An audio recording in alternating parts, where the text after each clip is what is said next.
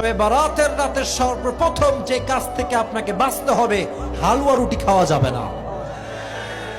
এই ট্রেন্ড বাংলাদেশে আছে না?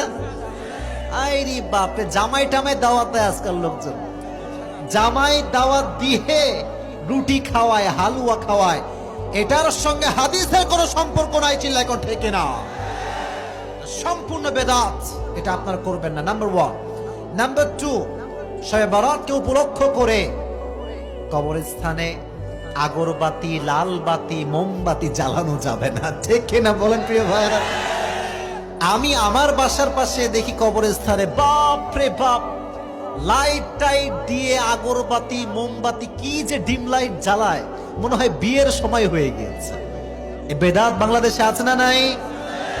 এই দিনে খবরদার, কবর যে সাজাবে সে বেদাতের সমতুল্য কাজ করবে, ঠিক কিনা বলেন?